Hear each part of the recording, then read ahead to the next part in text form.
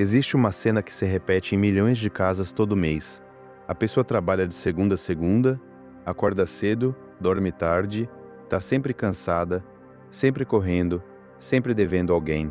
E no dia que o dinheiro cai na conta, ela respira fundo, sente um alívio rápido e em menos de 48 horas, o dinheiro já sumiu. Não sumiu pagando dívida importante. Sumiu numa compra por impulso, numa parcela nova, num pedido de aplicativo porque hoje eu mereço.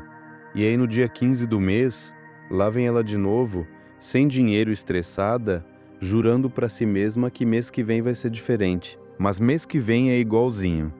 E o ano que vem também. Se essa história te incomodou, é porque ela fala de algo que vai muito além de dinheiro. Fala de um padrão que opera por dentro, silenciosamente, determinando cada decisão financeira antes mesmo que você perceba que está decidindo alguma coisa. Esse padrão tem nome: mentalidade de escassez. E entendê-lo é mais importante do que qualquer planilha, qualquer investimento, qualquer renda extra que você pudesse buscar agora. Antes de tudo, uma distinção que muda tudo. Pobreza e mentalidade de escassez são duas coisas diferentes. Uma pessoa pode ter renda baixa e mente de abundância, e uma pessoa pode ganhar 30 mil por mês e ter mente de pobre. Não é sobre quanto você tem, é sobre como você pensa, como você sente, como você decide. A mentalidade de escassez é aquele jeito de viver em que falta é o sentimento principal. Falta dinheiro, falta tempo, falta energia, falta oportunidade, falta sorte. E quando esse sentimento de falta vira identidade, você começa a tomar decisões de pessoa que está faltando, mesmo quando não está. O ciclo da escassez não precisa de muita gasolina para continuar girando. Ele só precisa que você não perceba que está girando. E a boa notícia é que ciclo se quebra, mas não se quebra com mais trabalho, não se quebra com mais capricho, não se quebra com mais corrida. Ele se quebra quando você enxerga o que está acontecendo. E é isso que vamos fazer agora. Examinar 6 sinais de que você está nesse ciclo e depois o caminho concreto para sair. O primeiro sinal é o que a ciência chama de cérebro com fome. Quando você passa muito tempo na escassez, o cérebro literalmente muda de funcionamento. Pesquisas de Princeton e Harvard mostram que viver constantemente na falta consome o equivalente a 13 pontos de quociente de inteligência. Isso significa que uma pessoa inteligente, capaz, talentosa, fica funcionando abaixo do que poderia, não porque é incapaz, mas porque o cérebro está ocupado o tempo todo resolvendo problemas pequenos de sobrevivência, como vou pagar a conta de luz, como vou comprar comida e se o carro quebrar e se eu adoecer. Esses pensamentos parecem normais, parecem só preocupação de adulto responsável, mas eles tomam tanto espaço que não sobra cabeça para pensar grande, para planejar o ano, para estudar algo novo, para criar, para construir, para sonhar. A pessoa fica trancada em modo sobrevivência. E sobrevivência não constrói nada. Sobrevivência só te mantém viva, esperando o próximo problema chegar. O problema não é falta de inteligência. É que a inteligência está sendo usada inteiramente para não afundar. O segundo sinal é a explosão da abundância. Quem cresceu na escassez frequentemente não sabe lidar com um pouco de fartura quando ele aparece. Caiu uma grana extra. Compra. Recebeu o 13º. Gasta. Por que isso acontece? Porque o cérebro acostumado com falta entende que ter é coisa rara. Então, quando vem, é melhor aproveitar logo antes que vá embora. É como se a pessoa não confiasse que o dinheiro vai ficar. Aí transforma rápido em coisa material, em comida, em prazer, em status para todo mundo ver. Não é falta de inteligência, é medo. Medo profundo de que aquilo escorra entre os dedos antes de virar prazer. Quem tem mente de abundância faz o oposto. Quando vem dinheiro extra, a primeira pergunta é: como esse dinheiro pode trabalhar para mim? Como ele pode virar mais dinheiro, não como ele vai sumir? Essa diferença, repetida ao longo dos anos, é a diferença entre uma vida que cresce e uma vida que sempre recomeça do zero. Não é sobre salário, é sobre o que você faz com cada 100 reais que cai na sua mão. Me conta aqui nos comentários qual desses 2 primeiros sinais chegou mais perto de você: o cérebro em modo sobrevivência ou a explosão da abundância quando aparece. Eu leio cada comentário. O terceiro sinal é o orgulho da luta. Tem gente que se orgulha de sofrer e a maioria nem percebe que faz isso. A pessoa fala: trabalho desde os 12 anos, nunca pedi nada para ninguém. Durmo 4 horas por noite, não tiro férias há uma década. E conta isso com um certo brilho no olho, como se fosse medalha. Esforço é lindo, trabalho é digno. Sair da cama todo dia para cuidar dos seus é coisa nobre. Mas glorificar o sofrimento é uma armadilha mental, porque quando o sofrimento vira identidade, sair dele parece traição. Parece que se você descansar, está sendo preguiçosa, que se ganhar dinheiro com mais leveza, é desonesto, que se sua vida melhorar, você está abandonando suas raízes. Isso é programação. Programação que vem da família, da escola, do bairro, da cultura. E ela diz baixinho todo dia: gente boa sofre, gente honesta passa perto.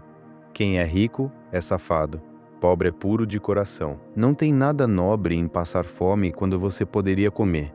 Não tem nada limpo em viver no estresse quando você poderia viver em paz. Sofrer não é virtude.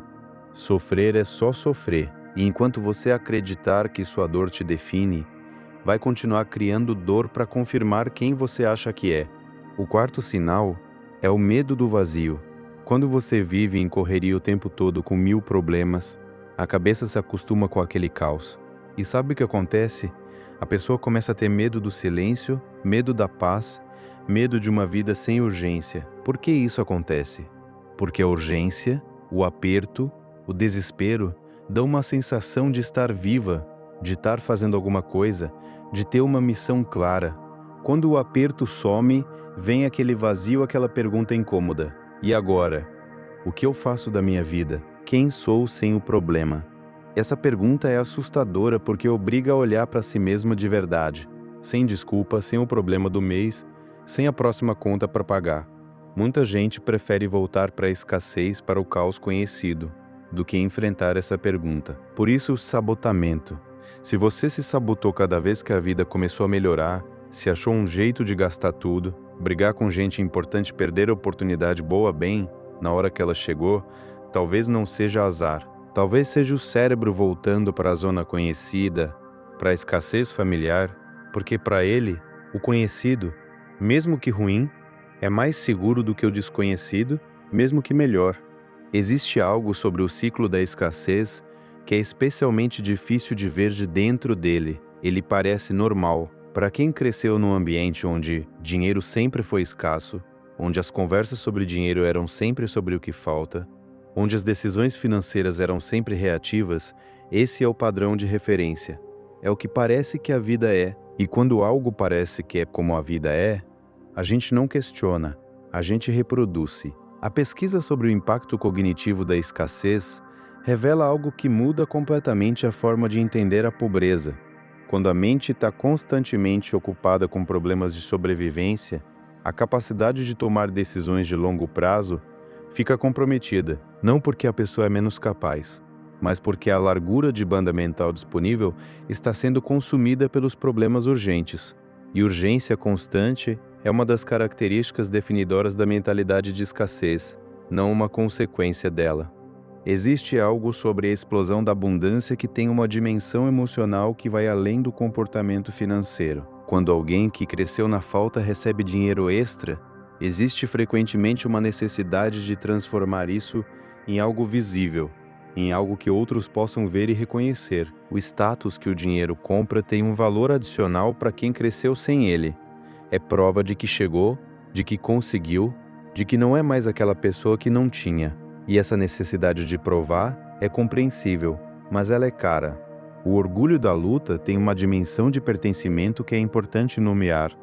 Quando você cresce num grupo onde trabalho duro e sofrimento são os valores centrais, mudar esse padrão pode parecer abandonar o grupo, pode parecer se diferenciar de formas que vão criar distância. E distância de quem você ama é um custo alto. Por isso, muitas pessoas, inconscientemente, mantêm padrões de escassez, não por incapacidade, mas por lealdade. A solução não é abandonar de onde veio, é entender que você pode honrar de onde veio construindo algo diferente. O medo do vazio é um dos mecanismos mais pouco discutidos da psicologia da escassez. A vida em urgência constante cria uma estrutura de sentido.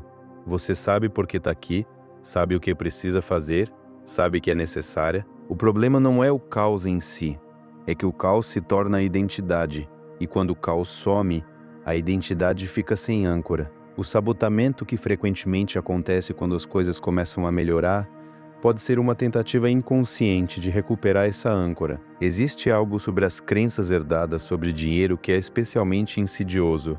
Elas são invisíveis. A gente não as vê como crenças, as vê como verdades sobre como o mundo funciona. Rico é safado, dinheiro não traz felicidade. Quem tem muito, tem demais. Dinheiro é a raiz de todo mal. Essas frases, ouvidas repetidamente desde a infância, não ficam como frases. Ficam como pressupostos, e pressupostos funcionam por baixo de toda decisão sem que você precise pensar neles conscientemente. A inveja disfarçada de crítica tem um custo que vai além do relacionamento com quem é criticado. Quando você critica alguém que prosperou, está criando uma associação interna entre prosperidade e características negativas. Está treinando o cérebro a ver sucesso financeiro como algo suspeito, desonesto, indigno. E esse treinamento opera diretamente contra qualquer tentativa sua de construir algo financeiramente sólido, porque o cérebro não vai te deixar ser o que você mesmo definiu como ruim. Existe algo sobre como o padrão da escassez passa de geração para geração que é importante para quem tem filhos ou pensa em ter. A transmissão não é verbal na maior parte. É comportamental. É o que a criança vê sendo feito com o dinheiro que chega. É a forma como os adultos ao redor falam sobre dinheiro, sobre quem tem mais, sobre possibilidade. É a relação que os adultos ao redor têm com o merecimento. A criança aprende sobre dinheiro muito antes de saber o que é dinheiro, e o que aprende fica. Existe algo sobre o merecimento que é o centro de tudo na psicologia da escassez, e que raramente é nomeado diretamente. É uma estrutura que determina o que você permite que aconteça na sua vida. Quando você, no nível mais profundo, não acredita que merece ter mais, o sistema opera para confirmar essa crença, não conscientemente, mas você vai encontrar razões para não guardar, razões para gastar, razões para não investir no que poderia mudar.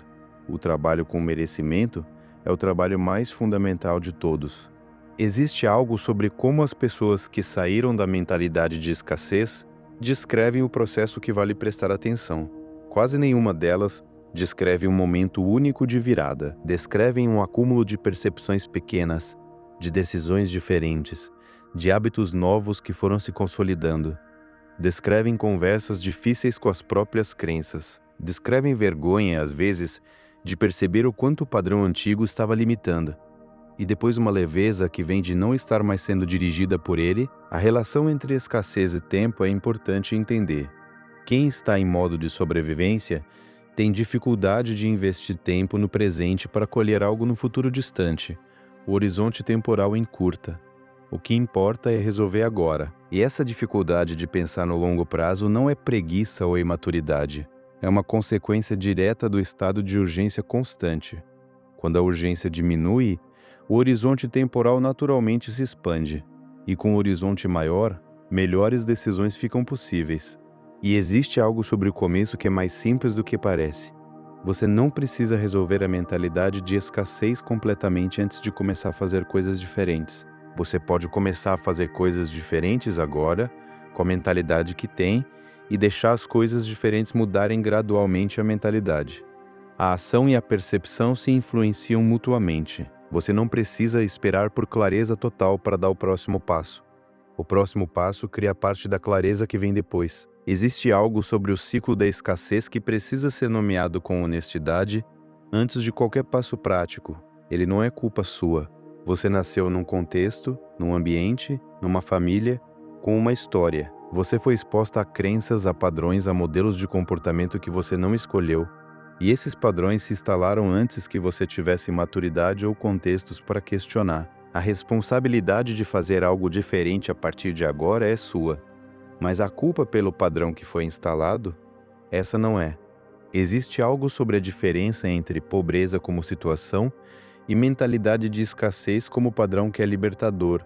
Quando entendido, a situação financeira pode mudar com mudanças externas. Um emprego melhor, uma herança, uma oportunidade que aparece. Mas se a mentalidade de escassez permanecer, a nova situação vai ser consumida pelo padrão antigo em algum tempo. E o contrário também é verdadeiro. A mentalidade pode começar a mudar mesmo antes da situação financeira mudar. E quando muda, ela cria as condições para que a situação também mude. A distinção entre o que você trabalha e o que você constrói é central nessa conversa. Trabalhar é trocar tempo por dinheiro, resolver o presente, manter o que existe. Construir é criar algo que tem valor além do momento em que é criado, é plantar algo que vai crescer com ou sem você. A mentalidade de escassez tende a manter o foco no trabalho, no mês que vem, na conta que vence, no problema que está chegando. A mentalidade de abundância inclui o trabalho, mas adiciona a construção. O que estou criando que vai além do imediato? E existe algo final sobre esse processo que vale guardar. Você não precisa resolver a mentalidade de escassez para começar a fazer diferente. Pode começar a fazer diferente agora, com a cabeça que tem hoje, com os recursos que tem hoje, com a percepção que foi gerada agora, um hábito novo, uma crença questionada, um plano pequeno, uma conversa diferente com o próprio dinheiro. Esses gestos, somados ao longo do tempo, não apenas melhoram a situação financeira, mudam quem você é em relação ao dinheiro, e essa mudança é mais duradoura do que qualquer resultado externo. Existe algo sobre a sabotagem que acontece quando a vida começa a melhorar que é especialmente importante, porque é onde muita gente perde. Você fica semanas fazendo certo, guardando, planejando, e aí em algum momento gasta tudo, ou briga com alguém importante, ou perde uma oportunidade de forma que parece descuido, mas que tem uma lógica interna. Entender essa lógica não é desculpa para o comportamento, é o mapa de onde o trabalho precisa ser feito. O sabotamento não é fraqueza moral, é o sistema nervoso voltando para onde se sente seguro. A diferença entre quem consegue mudar o padrão e quem fica no ciclo não está na inteligência, não está na força de vontade, não está nem mesmo no acesso a recursos, está na disposição de olhar para o padrão com honestidade suficiente para nomeá-lo, porque o padrão opera na invisibilidade, na sombra. Quando você o ilumina, mesmo que com desconforto, ele perde parte do poder de operar automaticamente.